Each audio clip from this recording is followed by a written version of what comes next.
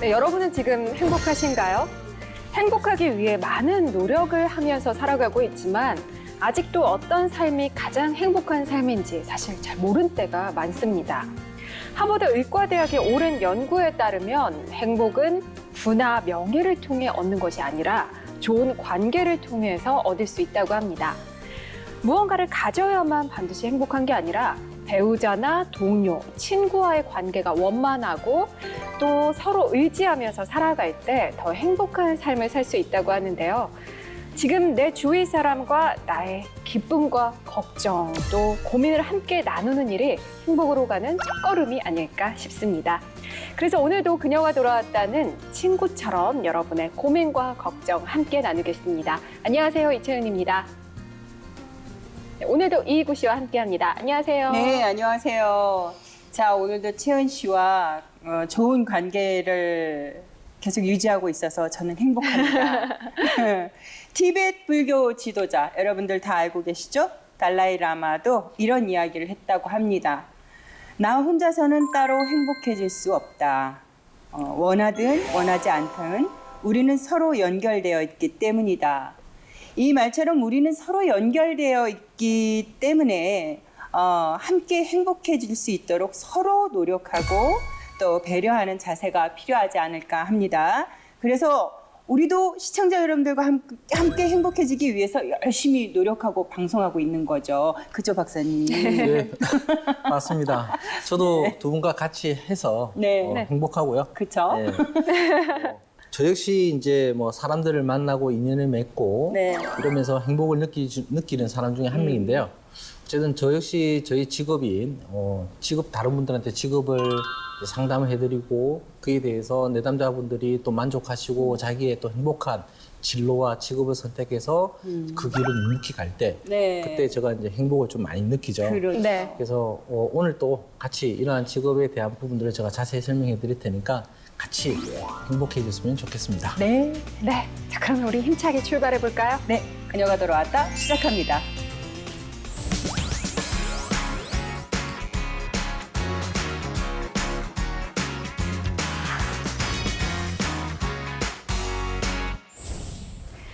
여성들의 진로와 취업에 대한 고민을 함께하고 또 유용한 직업 정보를 안내해드리는 그녀가 돌아왔다. 오늘도 그녀들에게 어울릴 만한 멋진 직업을 소개해드릴 예정인데요. 오늘 알아볼 직업은 어떤 건가요? 오늘도 우리 그녀들이 도전해 볼 만한 아주 특별한 직업을 선정했어요. 이 직업은 지난주에도 저희가 소개해 드렸는데 사회복지사처럼 사회복지 분야에 속하는 직업 중에 하나예요. 혹시 떠오르는 거 있어요? 복지 분야요. 복지 분야면 사회복지 분야. 뭐 요양보호사 지난주에 뭐 잠깐 나왔던 그런 그랬죠. 것도 네. 있고요. 또 우리 박사님은 생각나시는 거 있으십니까? 전 너무 많아가지고 그럼 묻지 말아야죠. 안 되겠다. 네. 오늘 알아볼 직업은 다른 사람들의 마음을 읽고 치유해주는 심리 상담사입니다. 심리 상담사요. 네. 정말 요즘은요, 몸이 아픈 사람보다 마음이 아픈 사람이 많다고 그럼요. 그러거든요. 사회가 다변화되면서 심리적으로나 정신적으로 상처를 받고 힘들어하는 사람들이 늘어나고 있는데 그렇기 때문에 심리 상담사처럼 그렇게 사람들의 마음을 다독여주고 또 사회에 적응하도록 돕는 이런 직업이야말로 미래에 꼭 필요한 직업이 아닐까 싶어요. 그렇죠? 또 심리상담사 역시 사회복지사처럼 다양한 분야에서 활동하고 있는 직업이라고 하는데요. 오늘 심리상담사에 대한 모든 것 알려드릴게요. 네, 그럼 심리 상담사가 어떤 직업인지 지금부터 알아보겠습니다. 네, 먼저 박사님. 네. 심리 상담사, 상담 심리사 다른 건가요? 뭐 어떤 직업인가요? 실질적으로 우리가 이제 보게 되더라도 심리 분야, 네. 그 다음에 이제 상담 분야, 요거를 이제 합쳐서 이제 우리는 심리 상담이라는 말을 이제 사용하기도 하는데요. 실제 전통적으로 보면 심리학이 이제 전통적인 학문 중에 하나고 심리 치료를 하다 보면서 이제 서로 간에 이야기를 하고 주고받다 보니 이제 심리 상담이라는 말을 우리가 지금 이제 쓰게 되는 네. 부분 중에 하나라고 보시면 될 것 같고요. 네. 이러한 뭐 심리 상담이라고 하는 분야 자체가 우리가 알고 있듯이 뭐 내담자에 대한 마음을 치유하고 그에 대한 신체적, 그 다음에 정신적, 정서적 이런 부분들을 같이 이제 어떻게 해결할 것이냐 이 부분들을 공동으로 해 나가는 거다 네. 말씀드리고 싶습니다. 네. 심리 상담사라고 하면은 아무래도 전문적인 공부가 좀 많이 필요한 직업이라고 생각이 되는데 네. 우리 그녀들이 충분히 도전할 수 있는 직업이 맞는지 네. 오늘 좀 분석을 해보려고 합니다. 먼저 나이, 심리 네. 상담사에 도전해 볼 수 있는 연령대가 따로 정해져 있나요? 실질적으로 미래 직업 전망 보고서에서 이제 언급을 한 것처럼 네. 실질적으로 이제 기계와 산업화에 대해서 여러 가지 나오는데 그 중에서 항상 상위에 들어가는 탑5 안에 들어가는 게 바로 심리 상담사입니다. 예. 그러니까 실질적으로 기계와에 따른 어찌보면 소외감, 그 다음에 뭐 여러 가지 냉정함 이런 부분들을 이제 사람과 사람으로서 풀어줘야 되는 부분이기 때문에 충분히 여성분들이 이제 도전할 수 있는 부분 중에 하나고요. 그 다음에 이제 나이대, 연령층을 보게 되면 다양하게 우리가 도전을 할 수 있습니다. 그 중에서도 특히 보게 되면 30대, 40대 분들이 굉장히 많습니다, 실제로. 네. 그러니까 시작을 그때 하고 50대, 60대에 빛을 보는 이제 경우가 훨씬 많죠. 그래서 실적으로 보게 되면 20대 같은 경우가 이제 14.5% 정도 이제 도전을 하고 그 직업에 이제 활동을 하고 계시고요. 30대 분이 29.6%, 네. 그 다음에 40대가 31.2%, 그 다음에 40대가 아까 31.2%에서 50대가 이제 24.7%. 그렇기 때문에 한 30대, 40대가 많고 실제로 50대 분들도 굉장히 많이 도전하는 부분이기 때문에 나이에 대해서는 전혀 구애를 받지 않으시고 도전하시면 좋을 것 같습니다. 네. 네. 두 번째는요, 직업 적성인데 심리 상담사가 되기에 어울리는 성격, 뭐 특성 이런 것도 있어요? 실질적으로 이제 뭐 NCS나 아니면 직업 사전에 네. 명시되어 있는 직무 기술서를 이제 기준으로 제가 말씀을 좀 드리게 되면 일단 상담 전문가라고 한다면 내담자의 문제라든지 그 다음에 원인 파악 등을 이제 분석적으로 또 종합적인 이제 사고로 통해서 그 사람의 문제를 해결해주는 부분 중에 하나죠. 그래서 일단 특성으로 보게 되면 내담자, 쉽게 말하면 내담자라고 한다면 이제 저를 찾아온 고객을 말하는겠죠. 그래서 이 내담자에 대한 포용력과 집중력, 그 다음에 통찰력이 굉장히 필요한 네, 특성 중에 하나고요. 그 다음에 제일 중요한 것 중에 하나가 이제 심리적인 부분과 교육적인 부분, 상담 분야, 그 다음에 대상별로 오는 그 시기에 맞는 특성, 이런 부분에 대한 전문적인 지식이 반드시 필요하고요. 그 다음에 이제 감정이입에 대한 부분에 대한 자기 통제, 이 부분들도 굉장히 중요한 부분 중에 하나고, 추가적으로 이제 성격에 대해서 이제 한번 조사가 나와 있는 걸 보게 되면요. 타인에 대한 배려가 굉장히 이제 높게 나타나는 부분이고, 우리가 이제 상담이라고 하지만 그냥 이야기하는 게 아니라 분석적인 네. 사고를 가져야 되는 부분 중에 하나입니다. 그리고 인내와 신뢰성. 그러니까 그 사람이 얼만큼 내가 믿고 이야기를 할 수 있느냐. 그리고 비밀이 유지가 되느냐. 그리고 내가 이야기를 많이 하는 부분이 되어야지 이 상담사 분이 많이 해주는 부분이 되면 안 되겠죠. 그래서 우리가 말하는 경청 기술도 굉장히 필요하기 때문에 이러한 부분들을 우리가 이제 공식적으로 이야기를 하고 있지만 실질적으로 우리가 제일 중요한 것 중에 하나가 뭐냐면 대처 능력이 굉장히 좀 뛰어나야 됩니다. 그러니까 이 내담자는 자기의 불만, 불안 여러 가지 뭐 대면적으로 그다음에 뭐 외상후 스트레스를 받았던 이런 부분들을 갖고 왔기 때문에 이런 부분에 대해서 얼만큼 대처 능력을 가지고 그 사람의 문제를 접근하고 그 사람과의 관계 형성을 할 것이냐라는 부분이 제일 중요하다라고 말씀드리고 싶습니다. 네. 네. 자, 그럼 본격적으로 심리 상담사란 직업에 대해서 한번 알아볼 텐데요. 이 심리 상담사들은 주로 어떤 일을 하는 건가요? 일단 심리 상담 부분은 정서적인 문제, 병력적으로 우리가 이제 접근을 하게 네. 됩니다. 그래서 이러한 심리적인 부분을 일단은 먼저 파악을 하고, 그다음에 뭐 진로, 지능, 그다음에 신체적인 부분과 정서적인 이런 증상들을 발견을 해서 일상생활에서 이제 어려움을 겪고 있거나 갈등에 놓인 사람들, 또 자신의 문제를 해결할 수 있도록 돕는 일을 하는 분들을 심리 상담사다라고 이제 말씀을 좀 드리고 싶고요. 네. 추가로 이제 우리가 이런 심리 상담을 하는 데 있어 가지고 중요한 부분 중에 하나가 누구나 해주는 게 아니고요. 실질적으로 보면 정상적 범주에 속하는 분들이죠. 그러니까 쉽게 말하면 이제 정신병적으로 우리가 이제 병원 쪽으로 치료를 받아야 되는 목적, 처방을 받아야 되는 약물적인 부분에 가져가는 분들은 우리가 일반적인 심리 상담 부분에서 이제 이 병원 쪽으로 이제 이관을 해주는 이런 부분에 대한 역할도 네. 진행을 하게 되고요. 일단 병원 정신과 우리가 말하는 신경정신과 쪽에서도 이야기하는 거는 이제 정신장애나 이제 부작용이 있는 분들을 위해서 치료 목적으로 이제 상담에 응하고 이런 분들을 우리는 임상 심리사라고 해서 네네. 임상 분야는 또 별도로 저희가 이제 분야를 다르게 가져간다라고 볼 수 있을 것 같고요. 이제 하는 일을 크게 네 가지로 막 간략하게 말씀드리면 일단 첫 번째 단계가 내담자 간의 대화를 통해서 문제를 이제 파악하는 게 제일 중요하고요. 두 번째가 이제 표준화된 심리 검사를 통해서 어떤 내담자에 맞는 검사를 통해서 그 사람에 대한 모든 것들, 내역들을 이제 파악을 하고 결과를 해석하는 단계. 네. 그다음에 세 번째가 이제 분석한 내용을 기반으로 어떻게 해석을 통해서 그 사람과의 관계를 개선할 것이냐, 또 문제 해결에 대한 부분을 어떻게 접근할 것이냐라는 부분을 이제 우리가 주로 하게 되고요. 마지막으로 이런 상담에 관련된 부분들을 일지라든지 행정 업무를 통해서 이제 관계를 이제 개선하는 부분적인 사무 행정까지도 같이 포함을 한다라고 네. 보시면 될 것 같습니다. 네. 이 심리 상담도 분야가 따로 나누어져 있나요? 좀 많이 나눠져 있죠. 그래서 너무 광범위하다 보니까 이 부분을 어떻게 이제 우리가 통합적으로 관리할 것이냐 아니면 세부적으로 나눌 것이냐 했을 때 대부분 이제 개인 상담과 이제 집단 상담 이렇게 이제 크게 두 분류로 구분을 할 수 있는데 또 대상으로 보게 되면 일반인 대상이죠. 그래서 일반인이라 한다면 개인, 그 다음에 또 추가로 말씀드리면 이제 부부, 그 다음에 아동, 그 다음에 노인, 그 다음에 친구, 대인관계 이 여러 가지 분야로서 이제 가능한 거고요. 두 번째로 보면 정신분석학적으로 이제 대상.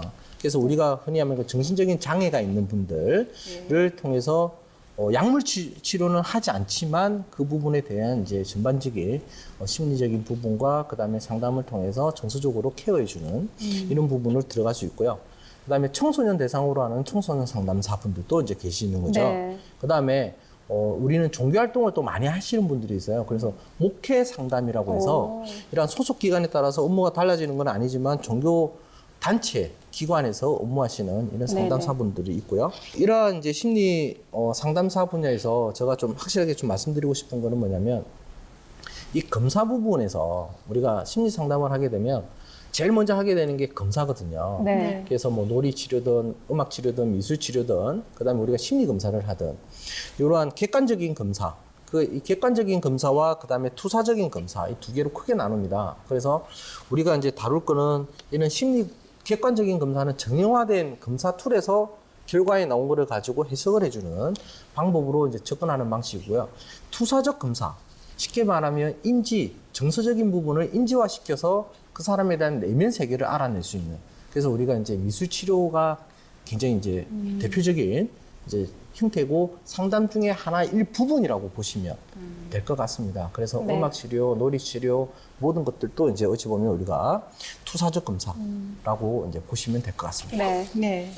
자, 심리 상담사가 일을 할 수 있는 곳도 다양하게 많을 것 같은데 근무가 가능한 취업처로 어떤 곳이 있을까요? 가장 우리가 흔히 알고 있는 이제 심리 상담센터 네. 주변에도 많죠. 많아요. 네, 상담센터도 있고요. 그다음에 중고등학교에 보면 전문 진로 직업 뭐 상담 네네. 지도사분들도 계시고요. 그 안에는 직업 상담사분들도 계시고요. 그다음에 대학교 취업 지원센터. 그다음에 사회복지 관련한 기관들. 그다음에 민간 기업 산업체. 네. 그다음에 병원. 그다음에 뭐 고용노동부 산하 이제 우리가 말하는 정부 기관에서 움직이고 있는 일자리 센터. 그다음에 프리랜서, 강사 이렇게 다양하게 우리가 취업 활동 분야를 선정할 수 있습니다. 네. 근무 형태는 어떤가요?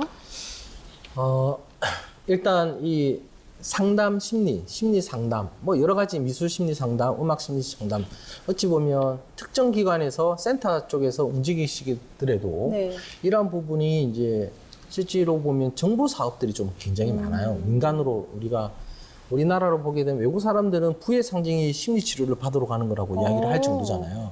근데 우리는 뭐 심리 치료나 상담 치료 가면 너 무슨 문제 있니? 맞아요. 이렇게 좀 이상해. 예, 네. 직장 내에서도 보통 ERP 프로그램 근로자 뭐 스트레스 관리 이런 네. 상담 받으러 가면 상사분들이 또 예. 이야기를 해요. 너 어디 불만 있어서 뭐 상담 받으러 가니? 무슨 상담이니? 네네. 뭐 이런 형태로 우리는 상담이라고 하면 꼭 부정적인 인지를 좀 가져가죠. 그래서 이러한 부분들을 이제 하게 되는데 실제로 보면 고용 안정 측면에서는 장기적으로 가기 때문에 단기로 보게 되면 약간 프리랜서라든지 기간제, 네네. 계약직이라든지 이제 파견 뭐 여러 가지 형태의 고용 형태를 가져가는 반면에 이제 중기나 장기로 가면 좀 더 그 기간에 가져가기 때문에 정규직으로 전환되는 경우도 네. 생각보다 많이 있고요. 그다음에 정부기관에서도 사업 차원에서 계속 연속성을 가져갈 수 있는 이러한 장점의 고용 형태를 보인다라고 말씀드리고 싶습니다. 네. 심리상담사 장점 더 말씀해 주세요.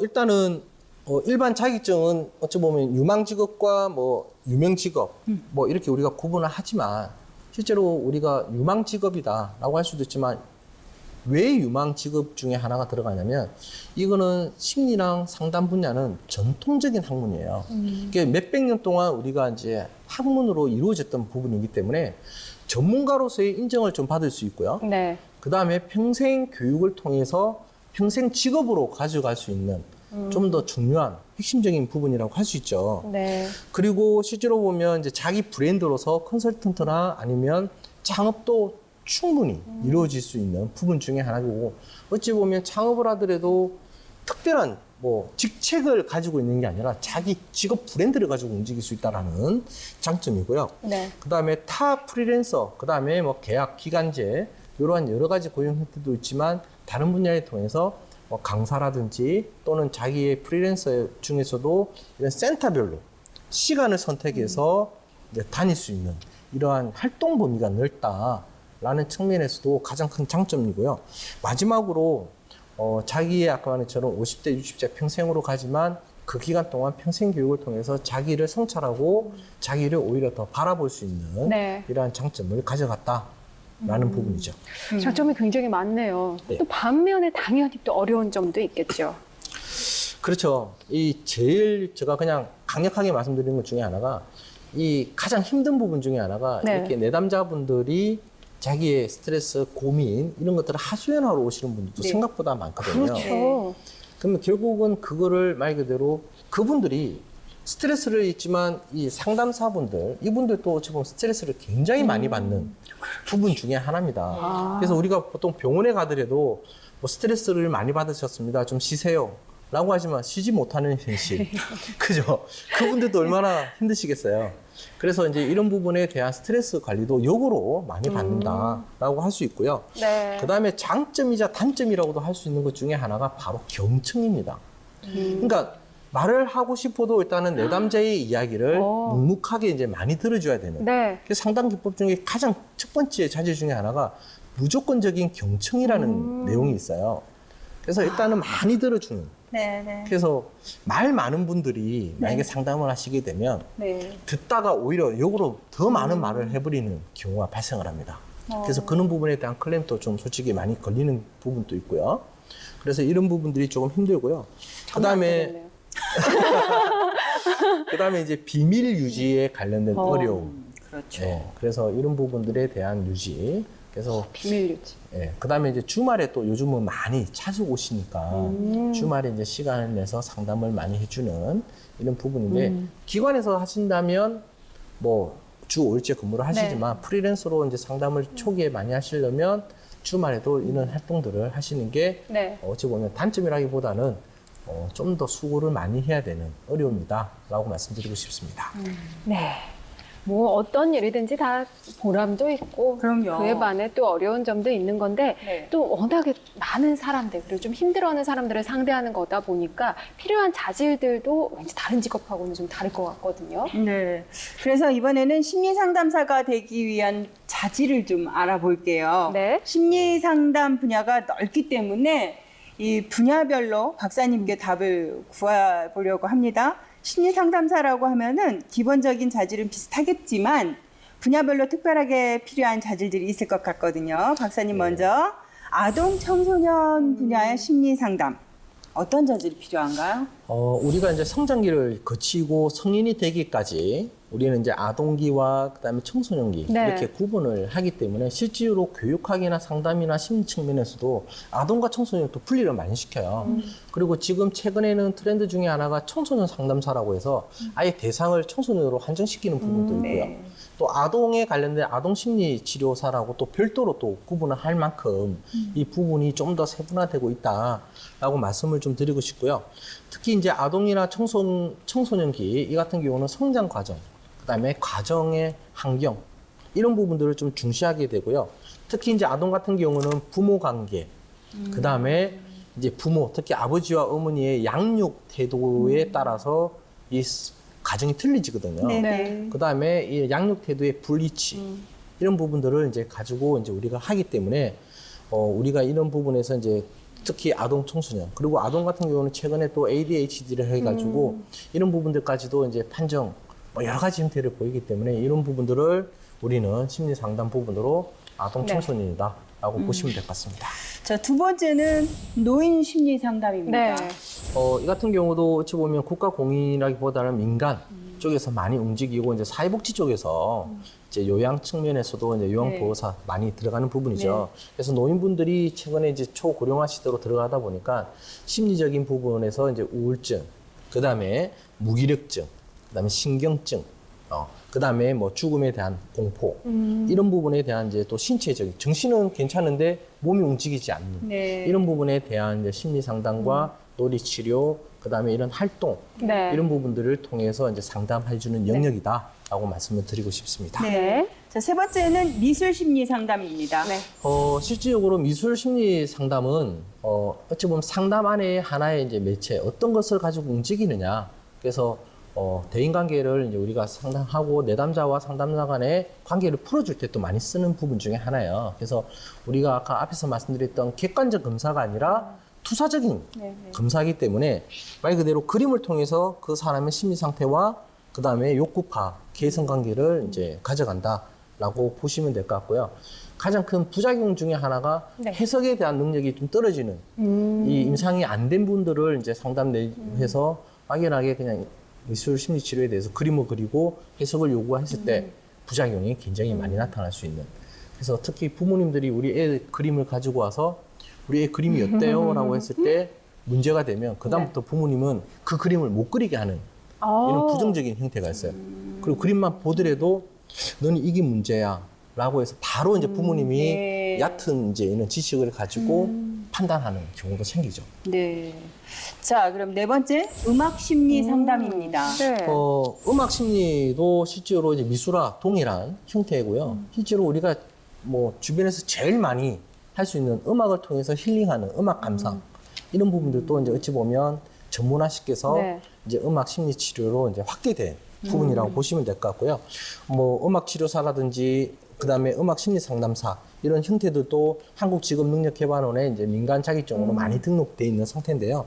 뭐 활용 분야로 보게 되면 임산부들을 위한 태아, 그다음에 뭐 청소년 노인 치매, 그다음에 조현증, 그리고 그다음에 우울증 망상 이러한 심리학적 부분으로도 특성 파악을 하는데 도움이 되는 음악 치료 상담이라고 보시면 될 것 같습니다. 네. 네. 심리 상담사 다양한 분야와 또 자질까지 알아봤는데요. 그렇다면 심리 상담사가 되기 위해서는 어떤 정보를 알아야 하는지 자세한 이야기는 그녀의 잠 매거진에서 이어가겠습니다.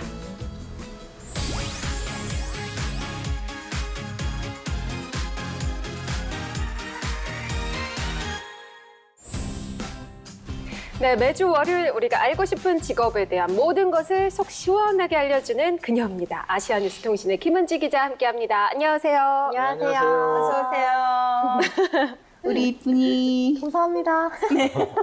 뭐죠, 이 분위기는? 좋은 분위기예요. 긍정적으로 받아들이세요.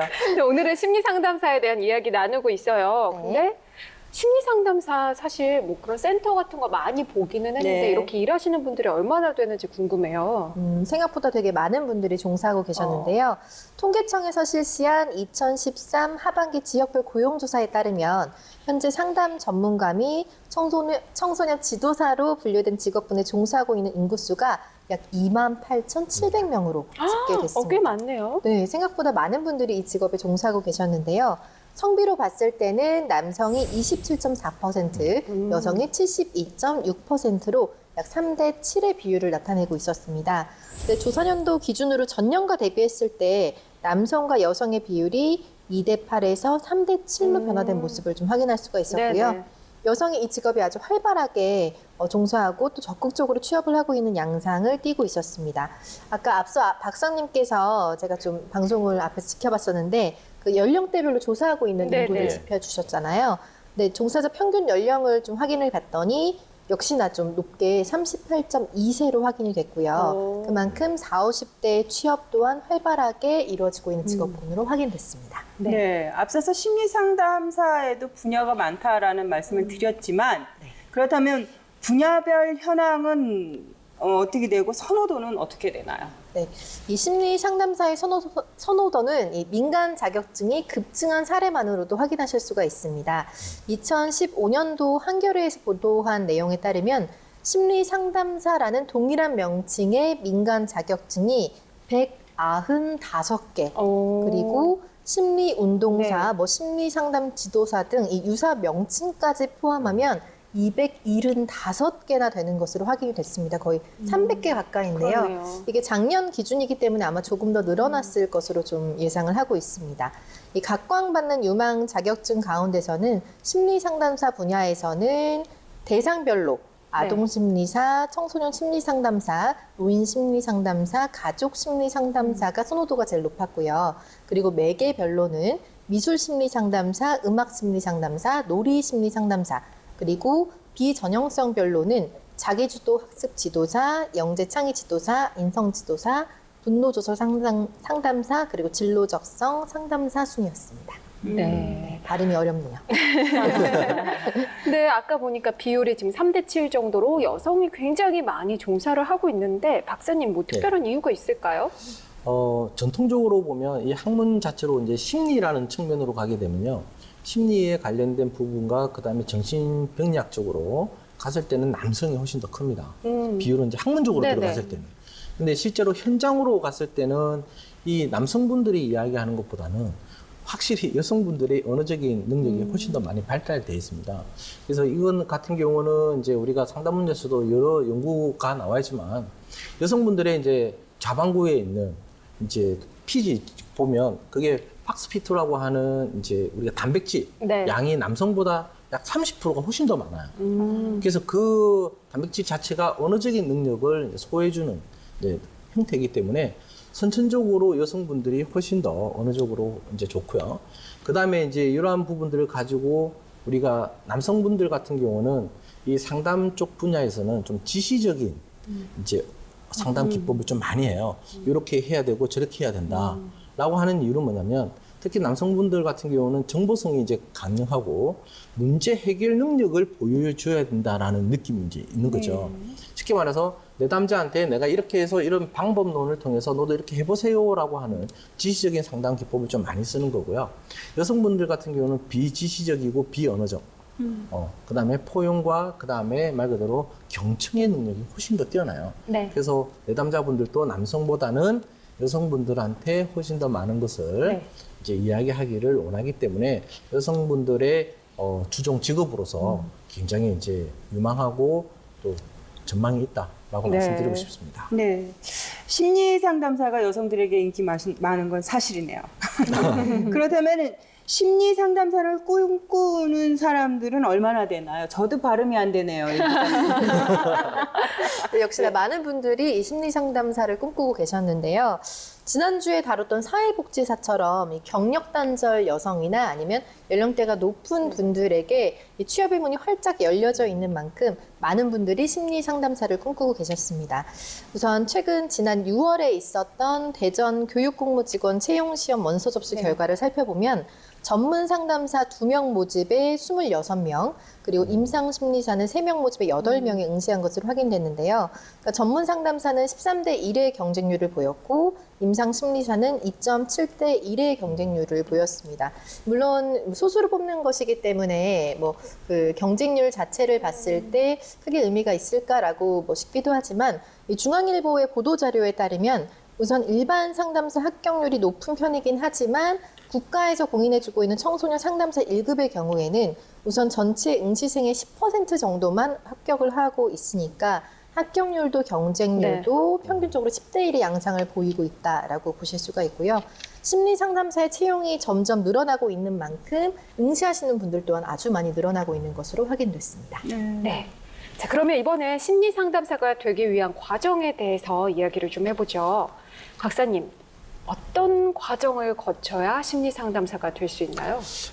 많은 분들이 좀 혼동하기도 하고요. 솔직히 학교에서도 좀 많이 움직이기도 하지만 상담 심리가 맞느냐, 심리 상담이 맞느냐, 뭐 이런 것들에 대해서 이제 갑을 넣는 면 또 있어요. 네. 근데 실질적으로 우리가 이제 전통적인 학문이라고 이야기했을 때 심리학, 네. 그다음에 상담, 그다음에 이제 교육, 그다음에 아동. 이제 이런 형태로 이제 우리가 많이 가기 때문에 실질적으로 이러한 부분에서는 정규 대학 엘리트 코스들만 예전에는 이제 많이 갔었죠. 그렇기 때문에 대부분 학사, 석사, 박사를 받아야지 심리 상담사를 할 수 있고 그에 대한 권위와 그에 대한 뭐 직업에 대한 유망, 전망 이런 것들을 이제 가져갔던 부분인데요. 네.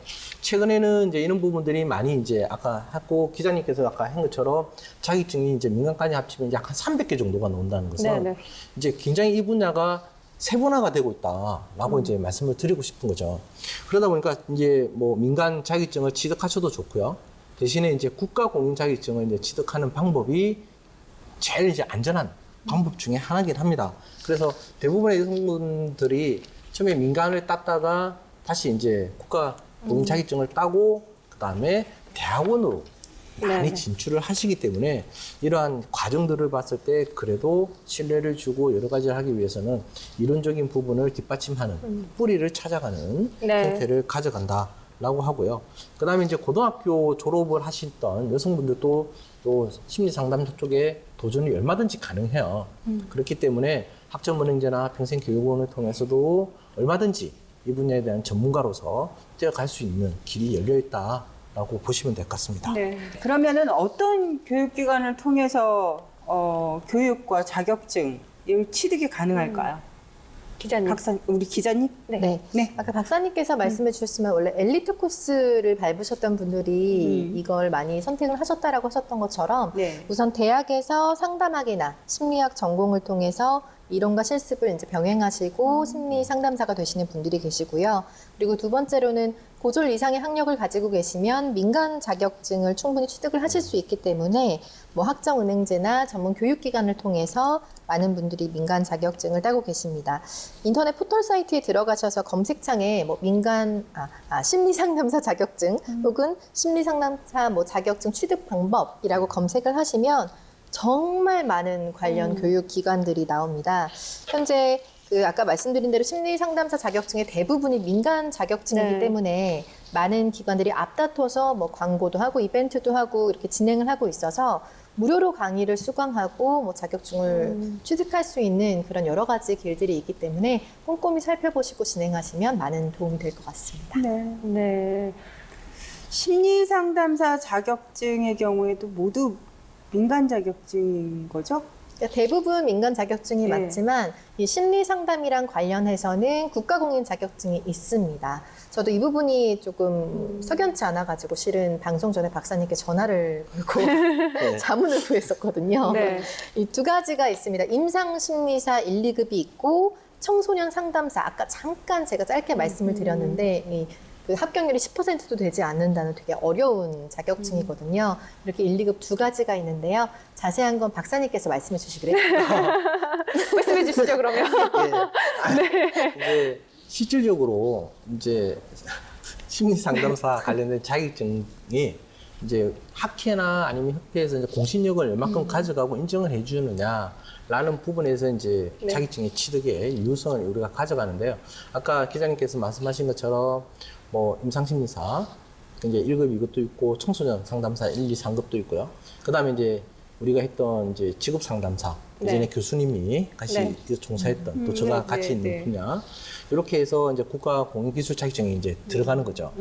그 외에는 거의 다 민간인데 문제는 이런 자격증에 대해서 얼만큼 이제 공신력을 가져가고 위에서 인정해 줄 것이냐라는 부분에서 이제 가져갑니다. 그래서 실질적으로 대부분 이 자격증을 취득을 하는 목적 중에 하나는 이제 비전공자인 경우 또는 이제 전문 학사를 했다든지 이렇게 했을 때 이제 많이 접근하는 방식이고요.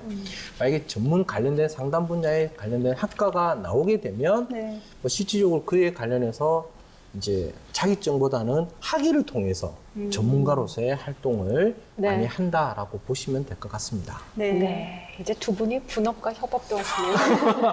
해야죠. 깜짝 놀랐습니다. 해야죠. 네. 자, 그렇다면 심리 상담사가 되기 위해서는 어떤 교육을 받아야 하는지 직접 화면으로 만나보시죠. 찾아간 곳은 서울의 한 직업전문학교.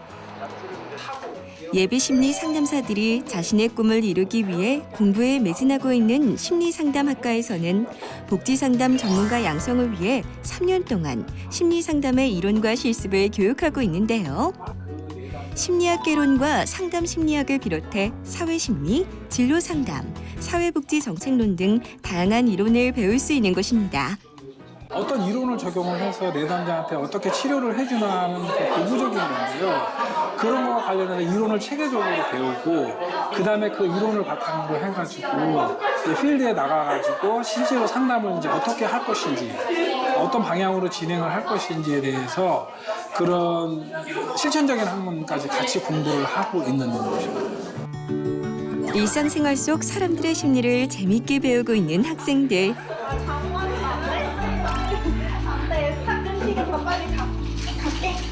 그러면 뽀뽀.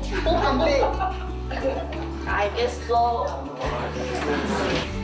여보. 뭐야, 오빠?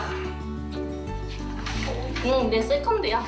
여자친구가 자기를 버리고 왜 다른 여자친구를 사귀게 됐는지 이제 누가 상담을 받게 됐는지는 아마 이제 우울증에 걸린 친구가 이제 상담을 받게 되겠죠. 친구의 자살이나 이제 우울증이 있어가지고 그 옆에서 이제 지켜봤는데 제가 그때 제대로 케어를 못 해줘서 아마 뭔가 죄책감에 좀 시달렸었어요. 그래서 그 후로 대인관계에 대해서 어려움을 겪으면서 내가 어떻게 해야 될까 이런 방황도 많이 했었는데 심리상담사를 이제 목표로 내가 좀 더 나를 케어를 하고 다른 사람들을 돕고 싶다는 마음이 많이 들어서 심리상담사. 이제 조장을 풀어야겠죠. 내담자의 상황을 파악하고 공감하며 적절한 상담을 진행해야 하는 심리상담사. 이론을 통해 전문적인 지식을 습득하는 것뿐 아니라 다양한 상황을 경험하는 것도 꼭 필요한 교육 중 하나인데요. 수업을 통해 상담 사례를 익히는 것은 물론 현장 실습을 통해 심리 상담사로서의 자질을 직접 배울 수 있는 기회도 주어지고 있습니다. 심리 상담사를 꿈꾸고 있지만 심리 상담사 중에서도 사회복지사를 꿈꾸고 있어요. 사회복지사와 심리 상담사를 겸비한 모든 포괄적인 심리 상담 직업을 갖고 싶습니다. 마음의 상처로 힘들어하는 이웃을 돕고자 심리 상담사를 꿈꾸는 학생들. 사회 곳곳에서 어려운 사람들에게 희망이 되는 마음 따뜻한 심리 상담사로 성장하길 기대합니다. 네, 심리 상담사를 꿈꾸는 분들의 열정이 정말 멋집니다. 박사님, 이게 근데 민간 자격증이다 보니까 사실 어떤 기관에서 받는 게 좋을지 좀 고민인 분들 많을 것 같아요. 팁을 좀 주신다면 어떤 게 있을까요? 일단은 이제 민간 자격증이 이제 많다 보니까 네. 실질적으로 이거를 얼마큼 공신해 주느냐라는 것도 계속 누차 말씀드리면 중요한 부분이죠. 네. 그러나 이제 아까 말했처럼 학력적인 부분, 이제 학문적인 부분으로 가기 위해서는 실질적으로 뭐 학회나 그다음에 그 대상별로 나와 있는 뭐 미술 심리 상담 협회, 그다음 미술학회, 그다음 임상 뭐 학회 여러 가지 이제 학회가 있고 협회가 있습니다. 그래서 이쪽에서 운영하는 아카데미라든지 이런 공신력이 있는 기관으로 이제 학문이 좀 많이 뒷받침되는. 그다음에 강사진들도 교수진들 분들로 좀 많이 네. 들어가 있는 이러한 기관을 선택하는 게 제일 좋을 것 같고요. 네. 그다음에 이제 취득하기 쉽다라고 하는 것보다는 실질적으로 조금 난이도가 있는 기관을 선택하시는 것도 좋은 방법이라고 생각을 해요. 네네. 이왕 하시는 거 쉽게 따는 것도 중요하지만 제대로 공부를 좀 하시면서 네. 이제 이론을 좀 받쳐주시고 그 다음에 더 중요한 거는 실습 과정이 얼만큼 많이 들어가느냐. 그래서 우리가 말하는 2대8, 뭐 3대7 정도는 아니더라도 5대5 정도의 네. 실무 교육 과정 커리큘럼으로 구성되어 있는 부분들도 찾아보는 게 굉장히 중요할 것 같고요. 마지막으로 보게 되면 이제 아까 앞에서도 말했지만 우리가 선배들의 형태들이 얼만큼 많이 진출해서 대인관계와 네트워크를 관계를 해줄 수 있는 이러한 부분에서도 교육기관에 대한 부분까지 네. 확인해서 자격증을 취득하는 게 더 중요할 것 같고요. 이왕이면 그래도 민간 자격증도 있지만 처음 취득하시는 분들은 국가공인 자격증도 이제 염두를 해두시고 가시면 임상심리사나 아니면 청소년 상담사, 그다음에 직업 상담사 이렇게 같이 우리가 네. 병행해서 취득이 가능하리라고 봅니다. 네. 네. 자, 김 기자님. 네. 박사님께서 자격증 취득에 대한 노하우를 알려주셨어요. 근데 네. 저는 이 심리상담사가 되기 위해서 받는 교육 과정 중에 비용이 얼마나 되는지. 비용 전문 김 기자죠. 그리고 기간은 또 얼마나 되는지 그게 궁금해요. 네, 그럼 비용 전문 김 기자가 알려드리겠습니다. 보통 동영상 강의를 기준으로 해서요. 짧게는 4주에서 10주 정도. 그리고 네. 최대 수강 기간이 3개월로 되어 있기 때문에 즉 3개월 안에 자격증을 따실 수 있다라고 말씀을 다 하고 계시더라고요. 교육기관에서. 물론 본인이 공부를 안 하시면 네, 제대로 이수를 못 하시겠지만 대부분 길어도 3개월 이내에는 이 심리상담사 자격증을 따실 수 있도록 그렇게 다 되어 있고요. 비용 같은 경우는 분야별로 조금씩 좀 책정이 다르게 되어 있는데 평균적으로 10에서 약 35만 원, 조금 더 비싼 곳은 약 50만 원 이상으로 책정된 곳도 있었습니다. 그래요. 혹시 미술이나 음악 등을 이용한 심리상담사 되면 비용 조금 더 들어요? 어떻게 하셨죠? 더 들 것 같아요. 더 들 것 같아요. 네, 아무래도 인기 있는 직종이다 보니까 네. 다른 곳보다는 조금 더 전문적인 이유 때문에 그런 것 같았는데요. 네네. 특히 미술이나 음악 같은 경우는 교수진이라든지 여러 가지 강의가 조금 체계적으로 되어 있었습니다. 그렇군요. 그렇기 때문에 아까 말씀드린 그 35만 원 선이 미술이나 음악 심리 상담사의 그런 자격 과정 네. 이 그 정도였고 조금 더 높은 곳은 50만 원 이상으로 책정되어 있는 곳도 있었습니다. 네. 잠시 후 추가적으로 보게 되면 네. 이제 우리가 흔히 이제 미술이나 음악 이런 경우는 이제 우리가 슈퍼비전이라고 해서 자기 자신에 대해서도 잘하고 있는지 또는 또 교수진들이나 그 임상 전문가들 이런 이제 전문가들한테 자기에 대한 상담 기법에 대한 부분, 방법 이런 것들 피드백을 받는 네. 과정들도 있습니다. 그래서 이런 부분들도 어찌 보면 개인 비용으로 또 많이 나가기 때문에 교육기관에서 받는 비용 대비 또 추가적으로 나가는 사교육비도 좀 든다라고 보시면 될 것 같습니다. 그럼 뭐 국비 지원이나 아니면 좀 저렴하게 배울 수 있는 방법이나 이런 건 없나요? 우선 말씀드렸듯이 대부분의 자격증이 민간 자격증이기 때문에 국비 지원을 받을 수 있는 경우는 없고요. 네. 대신 민간 자격증인 만큼 여러 기관에서 아까 말씀드린 대로 많은 곳에서 배출을 해야 되고 또 많은 곳으로 진출을 해야 되기 때문에 그만큼 교육기관들끼리 경쟁이 상당히 치열합니다. 네. 그래서 이런 수강비나 여러 부분이 무료인 곳도 되게 많고요. 여러분들께서 꼼꼼히 살펴보시면 저렴하게 이런 교육을 이수받으실 수 있는 네, 그런 기회들이 많이 열려 있습니다. 자, 이번에는 취업 정보에 대해서 좀 살펴보죠. 그러죠. 취업이 잘 되는 편인가요? 취업 현황은 어떤가요? 아무래도 상담사가 필요한 분야가 끊임없이 계속 늘어나고 있기 때문에 취업의 문 또한 끊임없이 열리고 있는 것으로 확인됐습니다. 특히 커리어넷 자료 기준으로 전체 종사자 중에 임금 근로자가 약 96.7%였거든요. 그만큼 네. 많은 분들이 지금 취업을 잘 하셔서 임금을 잘 받고 계시다 이런 이야기인데요.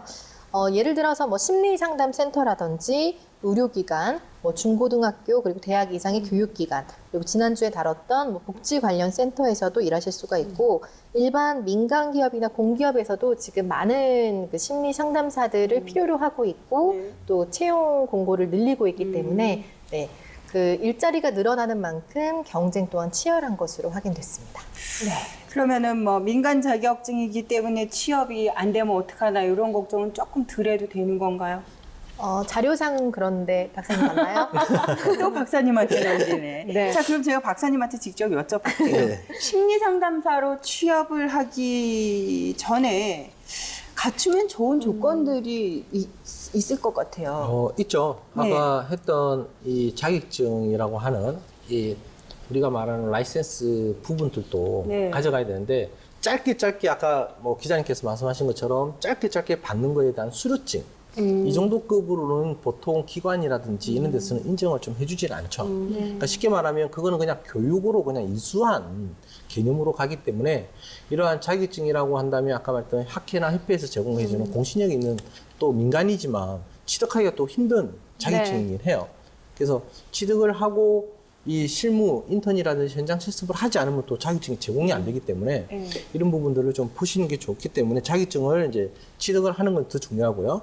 그 다음에 이제 상담센터나 중고등학교, 그 다음에 일자리 센터, 그 다음에 대학, 그 다음에 정부에서 제공하고 있는 이런 정부 사업에 이제 들어가서 이런 상담이라든지 산업체 현장, 아까 기자님이 이야기하신 것처럼 직장인들을 대상으로 하는 이제 근로자 개선, 뭐 스트레스 관리 이런 부분들도 전부 다 이러한 형태이기 때문에 이런 곳에서 한 6개월 정도의 현장 체험을 반드시 겪는 것도 굉장히 중요한 부분 중에 하나고, 네. 그다음에 이제 제일 중요한 것들이 이제 검사에 대한 실시, 그다음에 해석할 수 있는 능력 이런 부분들은 본인이 해석을 하려고 하는 게 아니라 본인이 검사를 그만큼 많이 받아봐야 되겠죠. 네. 많이 받고 전문가한테 이럴 경우에는 어떠한 해석 결과가 오는지에 대한 부분들도 직접 경험을 해보는 게 실제로 취업 전에 준비하면 도움이 되는 조건이다라고 네. 말씀드리고 싶습니다. 취업을 할 수 있는 곳이 워낙 또 다양하기 때문에 어떤 곳에 취업을 해야 할지도 고민이 될 것 같은데 취업을 하기 전에 고려할 점들은 어떤 게 있을까요? 일단은 이 분야가 실질적으로 정규직으로 이렇게 가는 부분은 기회는 뭐 다른 직업들보다는 훨씬 더 많아요, 솔직히. 그래서 또 정부 기관으로 또 발령나는 경우도 굉장히 많고, 네. 우리가 흔히 말하는 이제 무기 계약으로 해서 장기적으로 가는 형태들도 많기 때문에 고용 형태에 관련해서는 크게 좀 일단 신경을 좀 안 썼으면 좋겠다. 왜냐면 어차피 라이센스 취득하지만 상담이라는 게 임상이라든지 사례를 자기가 직접 경험을 해보지 않으면 어쨌든 그 한계는 본인 스스로 이제 느끼게 되기 때문에 네. 고용 형태는 좀 연연하지 마라 라고 말씀드리고 싶고요. 그 다음에 두 번째로 보면 전문가로서, 전문 상담가로서의 이미지 메이킹에 관련한 노력이 좀 필요하다. 왜냐하면 전문가로서의 활동을 하기 위해서는 이분이 전문가로구나 라는 인지를 좀 시켜주기 위해서는 기존에 했던 습성이라든지 이런 부분들을 좀 버리고 이미지 메이킹에 좀 노력하시면 좋을 것 같고요. 그 다음에 이제 마지막으로 보게 되면 이러한 뭐 임상이나 인턴이나 기타 여러 가지 이제 수련을 했던 부분에 관련해서는 이 인증서를 반드시 보관을 하고 있는 게 중요합니다. 그 인증서라든지 수료증을 등관시에서 그거를 인정을 못 받게 되면 솔직히 자기 손해거든요. 네. 그래서 이런 부분들을 꼭 반드시 가지고 있다면 취업 전에 우리가 훨씬 더 유리하게 취업할 수 있지 않을까 생각하고 있습니다. 네. 자, 정말 요즘 뭐 우울증 앓는 사람들도 많고 네. 화병도 네. 많고요.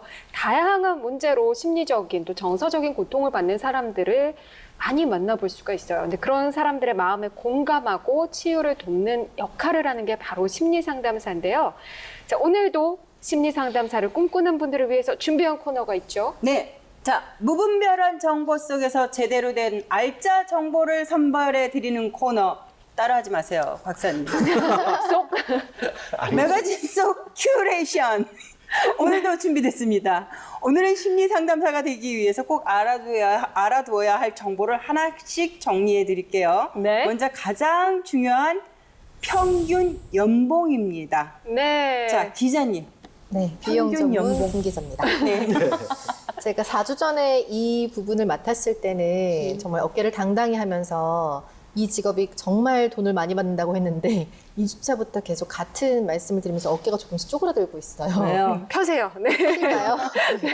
실은 이렇게 고생하시는 심리 상담사 네. 분들도 임금이나 복리후생이 아주 낮은 편입니다. 현저히 낮은 편인데요.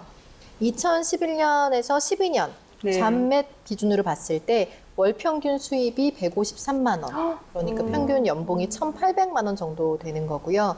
조금 뭐 희소식이라면 2015년 12월 7일 수정 기준으로 된 워크넷 기준으로는 평균 연봉이 2,640만 원 정도로 확인이 됐습니다. 네. 정말 많은 분들을 만나시면서 고생하시는 거에 비해서는 임금이 많이 낮은 편이죠. 네. 그러네요. 자, 두 번째로 넘어갑니다. 일자리 전망. 우리 박사님. 네. 일단 뭐 현저히 낮다라고 말씀을 하셔가지고 저도 근데 이제 이 상담 분야가요. 아까 말한 것처럼 이 심리적인 부분을 우리가 이해를 하고 가느냐 못 가느냐라는 부분에 좀 차이가 있기 때문에 네. 이러한 급여 차이가 좀 많이 날 수 있는 부분 중에 하나고요. 일단은 이제 일에 대한 전망으로 보게 되면 이런 심리 상담 전문가들 이 부분에 대한 아까 말씀 돈 대신에 직무 만족도 그래서 직업에 대한 만족도도 같이 이제 조사를 해보면 약 71%, 그러니까 100% 중에서 71%는 굉장히 상당히 높은 부분 중에 하나고요. 직무 만족도에 보면 한 탑 3 정도 안에 들어갈 정도의 형태입니다. 그래서 아까 말했죠. 연봉이 낮더라도 그분들은 자발적으로 스스로 자기의 즐거움으로서 일을 하기 때문에 오히려 연봉은 큰 문제는 되지 않을까 생각하고 요즘 처우도 기간에 따라서 많이 높아지고 있기 때문에 이 부분 극복될 부분 중에 하나입니다. 그리고 향후 5년간 어쨌든 상담 전문가에 관련된 고용은 증가가 될 것이고요.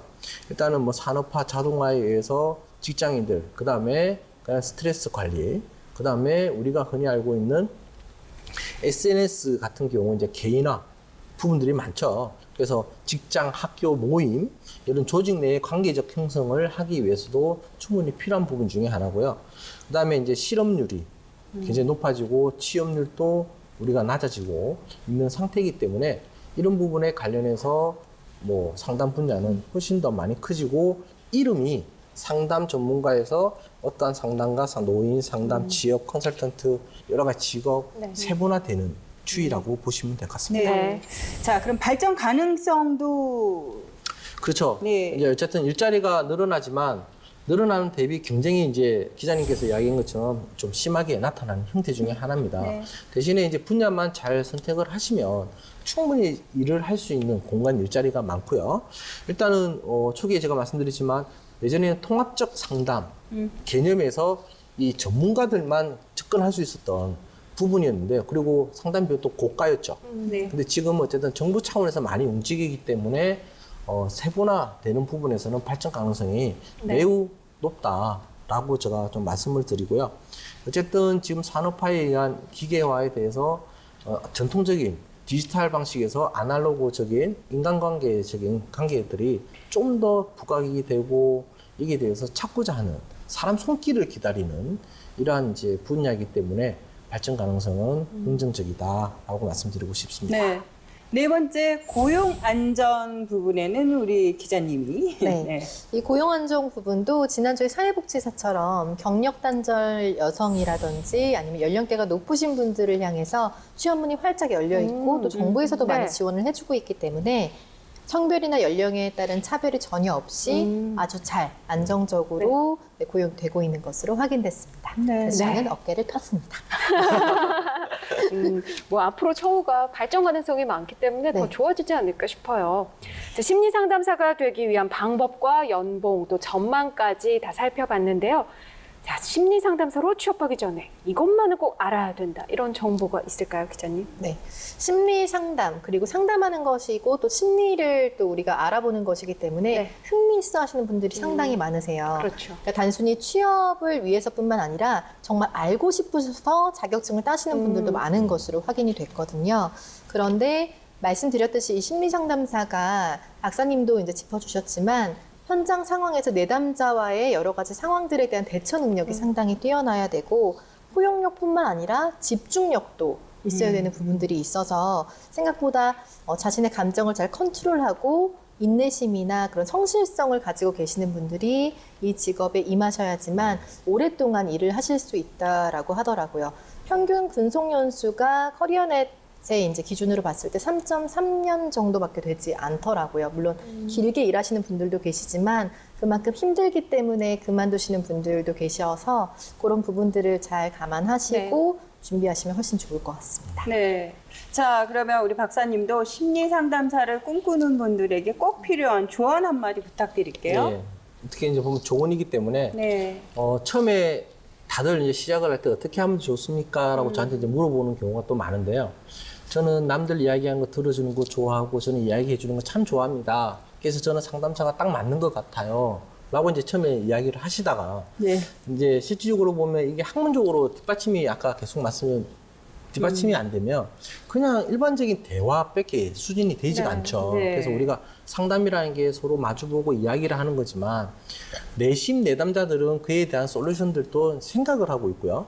이게 실질적으로 심리 상담이라고 하지만 상담을 통해서 우리가 이 심리적인 부분을 치료하는 메서드, 이제 이 방법론에 맞춰서 우리가 움직이는 부분적인 거죠.